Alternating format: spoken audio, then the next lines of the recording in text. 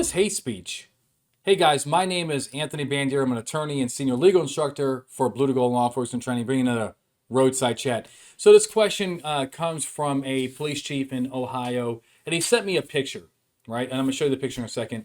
But basically, the crux of this story is like, hey, look, is what this person is doing, is this hate speech? And, can we take enforcement action on it? And let me show you the picture. All right, so the cop is behind this van. Hail Lucifer, F your God, trans rights, BLM, and so forth. All right. So people, I'm sure, are very offended by some of the speech on here. Let's say we find people calling 911 because they're saying F your God, right? Can we stop the van based on this? And the answer is no, absolutely not. This is protected under the First Amendment. We may not like it, right? I can understand the concern there, right? I don't think it's very tasteful and so forth, but the First Amendment protects speech like this. So, hate speech, right? Really, there is no law against hate speech, right? There are corporations, Twitter, YouTube, Facebook, that they don't like some speech that they see as hurtful, hateful, and so forth. But as far as the Constitution and the laws are concerned, you cannot, or I should say, but the government cannot penalize speech because it is hateful. There are a lot of people out in this world that hate a lot of things. And when they say those things, they cannot be penalized for their hate and their speech expressing their hate. I think what people get mixed up on is hate crimes, right? And hate crime is really, in my view, and you can correct me if you think I'm wrong on this, if you're a prosecutor and so forth, but hate crime is just another way of saying an enhancement, right? It's like you commit murder, which is illegal, and then you do it because of the person's race. Then they tack on extra, punishment because it's a hate crime. You batter somebody and you do it because of their religion. And, the battery is of obviously the core offense.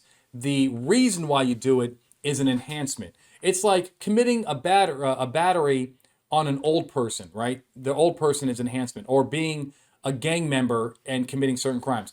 So that's the way I look at, hate crimes, right? You still have to have a crime, and then the hate comes after. Turning back to this, right? This is protected by the First Amendment. So offensive speech, even if it offends somebody, is protected. Please make sure we understand that there is, you can't stop them and tell them to stop doing it, and cover that up because somebody in the community is offended. That's not how this works. Okay, you cannot.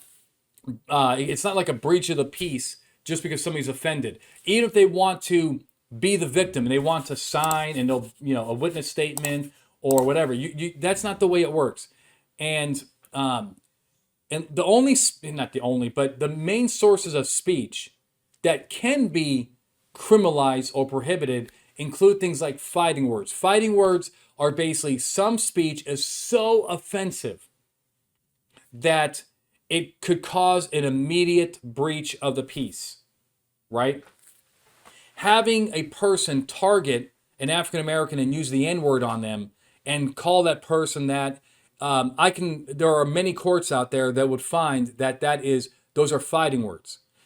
But using that same word in a comedy sketch is not fighting words, right? So it depends on if it would cause a immediate breach of the peace. True threats, right? If a person has the motive, the ability, the opportunity to carry out that verbal threat, then that can be penalized. I see a lot of this in, potentially, domestic violence investigations and so forth. Defamation, right? Somebody ruining the good reputation of a person with lies and so forth, right? That's defamation. We don't criminalize defamation. It's civilly, but the point is that is a person that's accused of that can't go to court and say, but Your Honor, I have a First Amendment right to defame people. That's not how that works. But really, those are very narrow exceptions. The vast majority of speech out there is protected. So let me give you a case called Wood versus Eubanks out of the Sixth Circuit out of Ohio.